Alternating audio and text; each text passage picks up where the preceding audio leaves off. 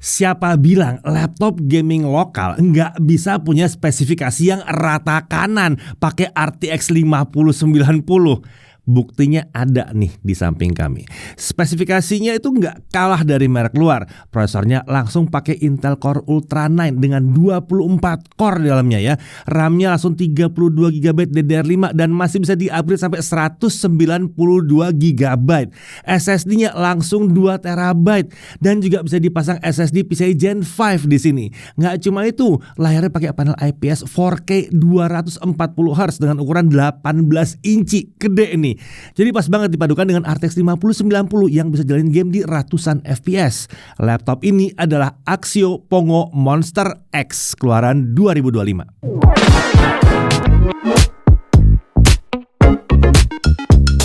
Ya, lagi-lagi kita kedatangan laptop gaming monster yang masuk dalam kategori desktop replacement alias pengganti PC desktop. Tidak aneh memang disebut seperti itu ya, karena performa dan upgradability-nya mirip dengan PC desktop. Tapi tenang, laptop gaming ini masih lebih ringan dan lebih praktis dibawa-bawa ketimbang PC desktop tentunya ya. Jadi laptop gaming ini cocok untuk mereka yang membutuhkan alat kerja dengan performa seperti PC desktop tapi masih relatif mudah dibawa kemana-mana. Oke, langsung kita mulai pembahasannya dari spesifikasi utamanya. Untuk prosesor, dia pakai Intel Core Ultra 9 275HX. Fabrikasinya TSMC N3B. Base power 55 watt. Dia punya 24 core, 24 thread yang terdiri dari 8 performance core dan 16 efficient core. Cache memorinya 36 MB, gede ya. Integrated graphics-nya pakai Intel Graphics dengan 4 Xe cores. Tentunya IGP ini mendukung encode dan decode video AV1 serta Intel QuickSync juga. Untuk NPU dia pakai Intel AI Boost dengan kemampuan 13 TOPS. Memori atau RAM-nya yang terpasang langsung 32 GB DDR5 5600 MHz single channel. Laptop ini sebenarnya dilengkapi dengan 2 keping RAM dan ada total 4 slot SODIMM ya. Tapi karena kedua keping RAM tersebut ditempatkan pada slot dengan nomor berurutan, konfigurasi jadi single channel. Ini memang normal terjadi ya, termasuk di PC desktop juga. Tapi sayangnya saat kami mencoba mengaktifkan dual channel dengan masang di slot nomor 1, 3, dan 2, 4, laptopnya nggak bisa booting. Konfigurasi dual channel ternyata baru bisa diaktifkan saat kami pasang 4 keping RAM di laptop ini.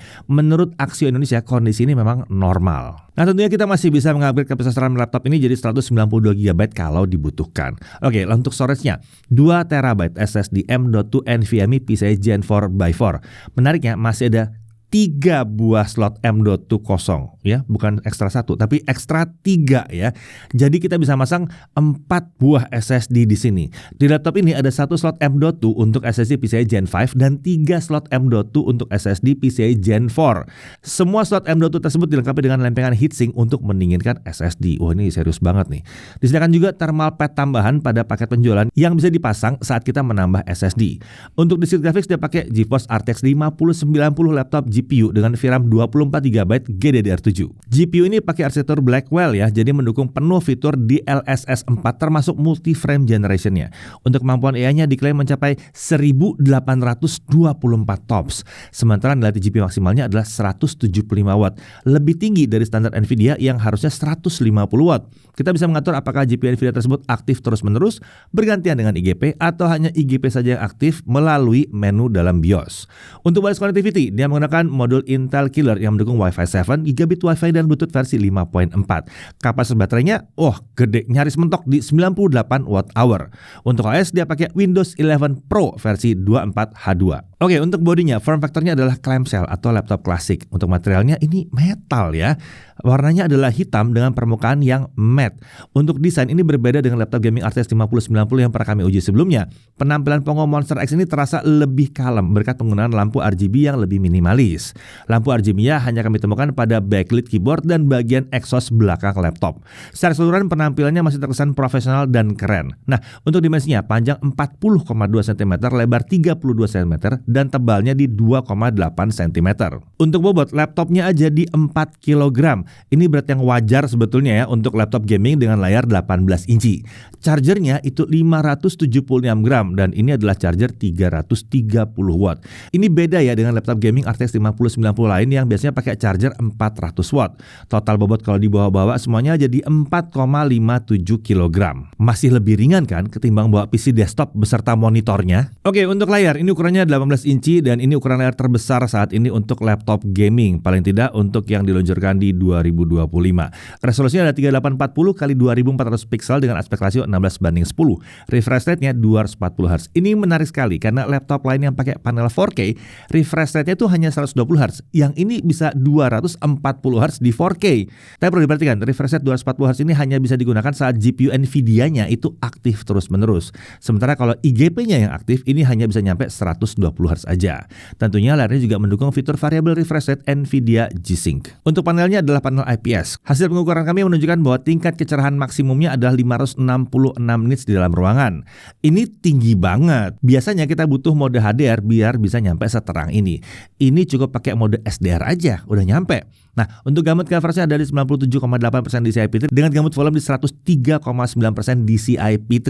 Luar biasa ya, ini layar IPS loh. Bisa seperti ini ya, nggak perlu layar OLED. Layarnya juga sudah Pantone validated, jadi memang cocok untuk editing kelas profesional. Pastinya mantap juga buat main game AAA maupun game kompetitif di resolusi 4K. Permukaan layarnya punya sifat yang non-glare ya, jadi lebih minim pantulan bayangan objek di sekitar yang mungkin dapat mengganggu kenyamanan saat penggunaan.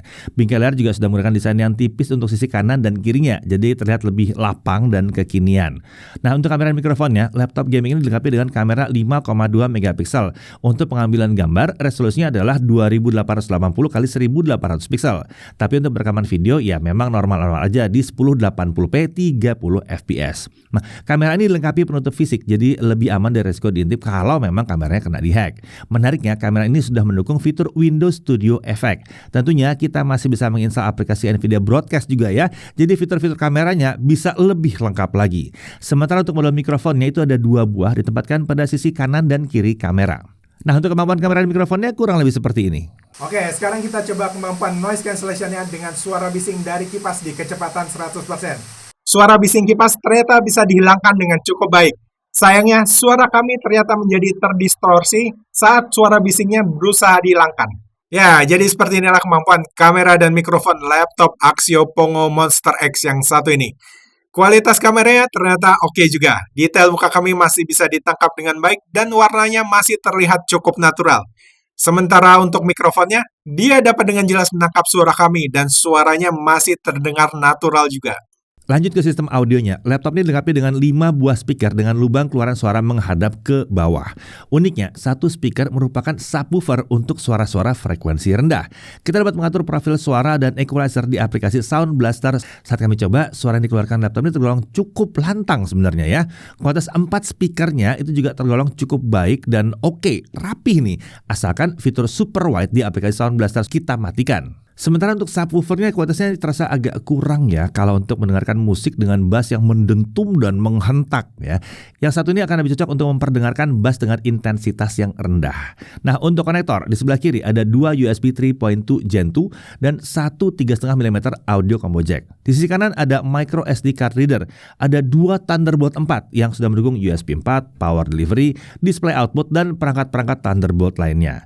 Di sisi belakang ini ada security lock slot, ada 1 HDMI, ada 2 GB Ethernet dan 1 DC-in. Oke, untuk keyboardnya, desain dan tata letak tombol di laptop ini ternyata masih mirip dengan seri Pongo lainnya. Kalaupun ada perbedaan, itu hanya pada ketersediaan tombol Copilot. Saat kami coba, tombol keyboard terasa empuk dan solid saat ditekan dan feedbacknya juga cukup cepat. Tombol-tombol juga tidak menimbulkan bunyi-bunyi yang mengganggu saat digunakan.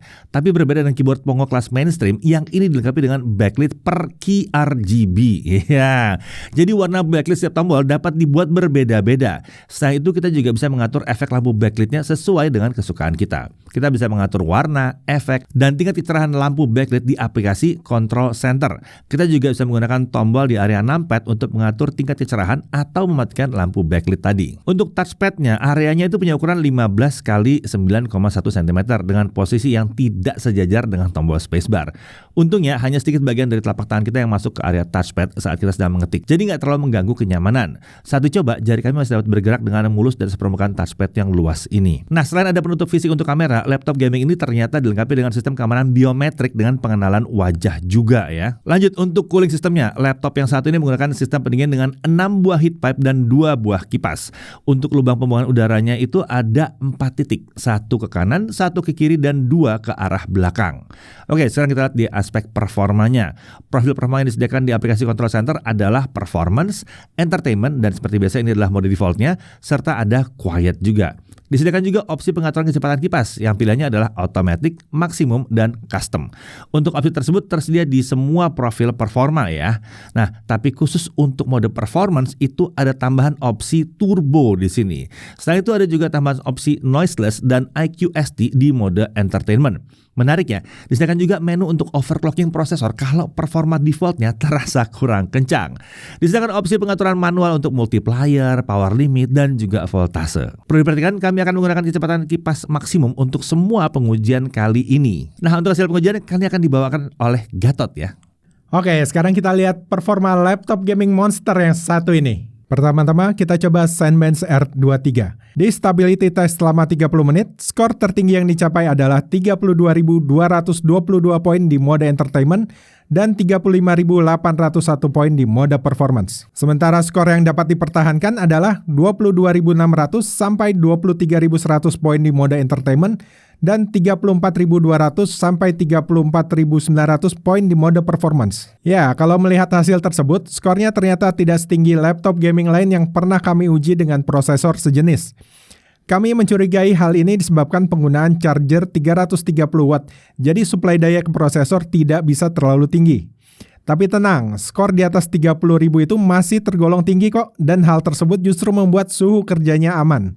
Nih kita lihat aja suhu kerjanya. Nah, untuk suhu kerja di Zenbench R23 Stability Test selama 30 menit, di mode entertainment, suhu rata-rata prosesor dapat dikendalikan di bawah 50 derajat Celcius dengan sesekali terjadi lompatan ke 56 derajat Celcius. Sementara di mode performance, suhu rata-rata prosesor dapat dikendalikan di bawah 95 derajat Celcius. Ini menarik ya, karena laptop gaming RTX 5090 lain yang pernah kami uji, suhu kerja prosesornya bisa naik di atas 100 derajat Celcius. Jadi suhu kerja prosesornya masih relatif cukup aman. Oke, berikutnya kita uji pakai Blender 4.3.2 dengan Barbershoption yang berat itu. Untuk CPU rendering, dia membutuhkan 13 menit 57 detik. Sementara GPU rendering dengan CUDA, ini cuma butuh waktu 1 menit 15 detik. Sementara untuk suhu kerjanya, GPU rendering dengan CUDA, suhu prosesor dan GPU Nvidia masih dapat dikendalikan di bawah 75 derajat Celcius. Berikutnya kita ke aplikasi editing video. Kita pakai Premiere Pro 2025. Video 4K 60 2 menit 7 detik. Dengan software only membutuhkan waktu 5 menit 54 detik, sementara kalau pakai akselerasi CUDA hanya butuh 58 detik saja. Nah, kalau videonya Full HD 60 fps 2 menit 7 detik juga, dengan software only 1 menit 28 detik, dengan akselerasi CUDA cuma butuh 20 detik saja. Kenceng banget ini. Untuk suhu kerjanya, 4K video export dengan CUDA, suhu kerja prosesor masih bisa dikendalikan di bawah 70 derajat Celcius. Sementara suhu GPU Nvidia-nya berada di bawah 60 derajat Celcius. Aman banget. Berikutnya kita pakai DaVinci Resolve 19.1. Ini aplikasi editing video kelas profesional, tapi ada versi gratisnya. Untuk video 4K 60 2 menit 7 detik juga, dia membutuhkan waktu 2 menit 27 detik. Sementara video Full HD 60 2 menit 7 detik membutuhkan waktu 40 detik saja. Lalu untuk suhu kerjanya dengan 4K video export, suhu rata-rata prosesor masih bisa dikendalikan di bawah 80 derajat Celcius dengan sesekali lompatan ke 82 derajat Celcius saja. Sementara suhu tertinggi GPU Nvidia masih di bawah 65 derajat Celcius. Ini suhunya aman banget karena biasanya di aplikasi yang satu ini suhu prosesor bisa naik di atas 90 derajat Celcius. Ini nggak sampai 90 derajat Celcius. Berikutnya kita pakai aplikasi Handbrake. Di sini kita melakukan konversi video 4K 60 2 menit 7 detik ke Full HD 60 dengan kodek AV1. Kalau tidak memakai akselerasi, membutuhkan waktu 2 menit 8 detik. Sementara kalau pakai akselerasi NV encoder, hanya membutuhkan waktu 1 menit 19 detik. Sementara suhu kerjanya, konversi dengan NV encoder, suhu tertinggi prosesor tercatat hanya mencapai 87 derajat Celcius. Sementara GPU Nvidia-nya berada di bawah 50 derajat Celcius. Ini masih relatif aman banget. Berikutnya kita masuk ke benchmark UL Procision.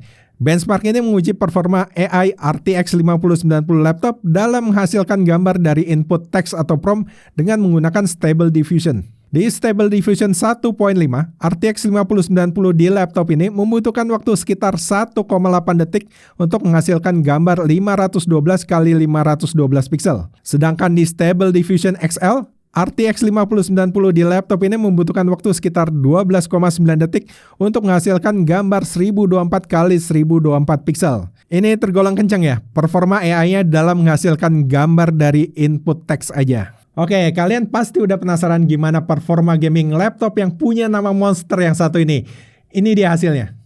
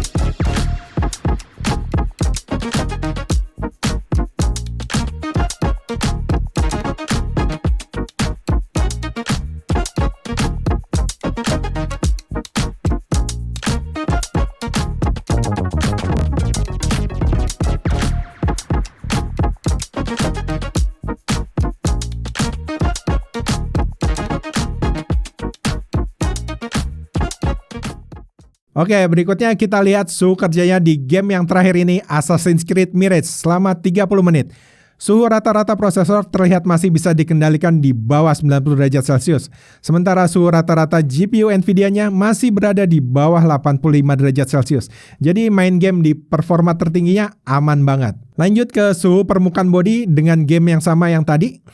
Untuk area keyboard, area paling panas kami temukan di tombol huruf O dengan suhu berkisar 42-43 derajat Celcius. Sementara tombol WASD, suhunya tercatat aman di bawah 35 derajat Celcius. Lalu untuk body, suhu area sebelah atas keyboard tercatat berada di kisaran 41-42 derajat Celcius. Sedangkan untuk palm rest, suhunya aman banget di bawah 35 derajat Celcius. Oke, berikutnya kita tes performa SSD di laptop gaming ini dengan Crystal D-Smart. Untuk kecepatan bacanya adalah 7098 MB per second, sementara kecepatan tulisnya ada di 6829 MB per second. Ya, sudah sewajarnya ya SSD laptop gaming kelas entusias performanya sekencang ini. Nah, sekarang kita masuk pengujian untuk baterai laptop gaming ini. Di sini kami menggunakan brightness 150 nits, volume suara 25% dengan mode entertainment dan layar di 4K. Untuk 1080p local video playback, kalau hanya GPU Nvidia-nya yang aktif, baterai habis dalam waktu 2 jam 47 menit. Sementara kalau GPU Nvidia dan IGP-nya aktif, baterai akan habis dalam waktu 5 jam 50 menit. Daya tahan baterai seperti ini memang sesuai dengan ekspektasi kami untuk laptop gaming dengan RTX 5090 dan prosesor Intel Core Ultra 9. Berikutnya kita masuk ke charging. Dalam 30 menit pertama, baterai terisi 33%. Sementara untuk terisi sampai 100% dia membutuhkan 3 jam 8 menit. Ini tergolong agak lambat ya untuk mencapai 100%. Tapi kalau diperhatikan lagi, sebenarnya baterai sudah terisi 99% dalam waktu 2 jam saja. Sisa 1%-nya membutuhkan waktu 68 menit. Oke, jadi untuk harganya, laptop ini dijual di harga resmi Rp74.299.000. Nah, untuk garansinya dapat 3 tahun dari Aksio Indonesia untuk servis dan spare part. Tentunya garansi tersebut sudah mencakup ADP Extra selama 1 tahun. Garansi ADP Extra ini akan mengcover berbagai kerusakan yang diakibatkan oleh kelalaian pengguna guna seperti ketumpahan cairan, jatuh nggak sengaja, korslet listrik, bencana alam, dan masih banyak lagi. Menariknya, selain kerusakan, ADP ekstra tersebut juga akan mengcover kerugian akibat tindak kejahatan seperti pencurian. Menariknya lagi nih, Axio menjanjikan proses klaim ADP akan mudah dan dapat dilakukan di 183 service center yang tersebar di seluruh Indonesia. Bahkan Axio memiliki layanan same day service, jadi klaim garansinya bisa cepat. Selain itu, kalau proses servisnya itu melebihi 6 jam, Axio akan meminjamkan laptop pengganti. Oh iya, Axio juga menyediakan jasa pembersihan dan repasting atau repasta secara gratis seumur hidup. Mantep gak tuh? Servisnya ditanggung terus-terusan. Oke, sekarang kita masuk dalam hal yang perlu diperhatikan. Pertama, performa prosesor tidak setinggi laptop gaming lain dengan prosesor tipe yang sejenis. Tapi tenang, performa defaultnya tetap tinggi sekali kok. Dan suhu kerjanya justru jadi lebih aman. Lalu, memori hanya bisa jalan di single mode channel kalau pakai 2 keping RAM. Jadi harus pakai 4 keping kalau mau jadi 2 channel. Kemudian bodinya ya jelas, ini besar dan berat. Ini mungkin kurang cocok untuk road warrior yang butuhnya laptop kecil dan ringan. Tapi kalau memang butuhnya alat kerja dengan performa sekelas PC desktop, laptop ini masih relatif lebih mudah dibawa kemana-mana dibanding bawa desktop tentunya. Nah, kemudian yang satu ini juga mungkin kurang cocok untuk kaum mendang-mending ya. Ya nggak bisa dong minta laptop gaming pakai RTX 5090 harganya belasan juta. Nggak bisa gitu ya. Jadi memang wajar kalau harga Pongo Monster X ada di kisaran harga jualnya ini. Nah, kemudian daya tahan baterainya ini agak kurang cocok untuk aktivitas mobile tanpa bawa charger. Waktu charging ke 100% juga agak lambat ya, cuma sekitar 3 jaman ya. Tapi tenang, dalam 2 jam aja sebetulnya baterai sudah terisi di 99%. Yang lama banget itu nunggu penuh bangetnya di 100%. Lalu di sini belum ada bonus Microsoft Office, tapi nggak perlu khawatir. Axio selalu menyertakan LibreOffice di laptopnya yang fungsinya mirip seperti Microsoft Office. Dan tentunya kita juga masih bisa menginstal Microsoft Office setelah membelinya dulu ya. Dari sisi menariknya, performanya super kencang. Berasa pakai desktop PC ini. Kemampuan upgrade-nya juga seperti PC desktop. Bisa pasang 4 keping RAM, bisa pasang 4 keping SSD bahkan di sini. Lalu dia sudah menggunakan prosesor Intel Core Ultra dengan 24 core. Ini enteng buat multitasking, enteng buat jalan aplikasi berat, siap jalan aplikasi yang butuh NPU juga. Kemudian ya ini yang jelas ya, dia pakai RTX 5090. Ini enteng buat gaming di resolusi 4K, enteng buat ngedit video 4K 60 atau bahkan rendering 3D. Lalu dia udah siap jalin aplikasi yang pakai Tensor Core juga. Suhu kerja juga relatif aman bahkan di mode performance dan kapasitas RAM-nya besar banget di sini atau bahkan bisa dibuat sangat besar sekali. SSD udah langsung 2 TB dari awal dan kemampuan upgradability-nya juga luar biasa ya, masih ada 3 slot lagi. Lalu layarnya juga super mewah untuk gaming ataupun editing. Konektor juga lengkap dan di sini ada 2 Thunderbolt 4. Ada 2 konektor Ethernet. Kemudian backlit keyboardnya ini per key RGB ya. Lalu dia sudah punya Wi-Fi 7 dan dia punya garansi kelainan pengguna yang mengcover sampai ke kecurian juga. Nah, jadi Axio Pongo Monster X ini cocoknya buat siapa? Yang satu ini harusnya cocok buat mereka yang kerjaannya butuh komputer super kencang tapi masih relatif bisa dibawa dengan mudah kemana saja. Bahkan ke cafe atau tempat meeting di luar kantor juga masih bisa. Cocok banget nih dipakai buat presentasi desain 3D atau video 4K 60 di depan klien. Kita nggak perlu presentasi hasil render atau video jadinya nih. Kita bisa langsung presentasi pakai aplikasinya dan bisa diedit langsung di depan klien kalau perlu ya. Buat yang kerjaannya video editing pasti mantep juga ya. Bisa banget nih kalau mau dipakai editing video 8K. Apa itu 4K? 8K aja langsung ya. Bahkan mau editing video di AV1 itu juga bisa karena GPU-nya udah support. Mau editing video kelas profesional dengan color format 422 juga nggak ada masalah. Apalagi layar udah 4K dan Pantone validated. Buat yang kerjaannya desain 3D juga harusnya cocok ya karena RTX 5090-nya bikin kenceng saat di viewport maupun saat rendering. Buat yang kerjaannya jalin aplikasi AI harusnya cocok juga. Asalkan aplikasinya memang support si RTX 5090. Dan pastinya ini cocok banget buat gamer entusias yang butuh laptop gaming super kencang buat jalan game AAA atau game kompetitif dengan kualitas gambar dan frame rate yang tinggi banget. Jadi kalau dana bukan jadi masalah, Axio Pongo Monster X ini bisa menjadi salah satu pilihan yang menarik untuk laptop gaming dengan performa dan upgradability yang seperti PC desktop. Saya Deddy Irfan, Jakarta TV.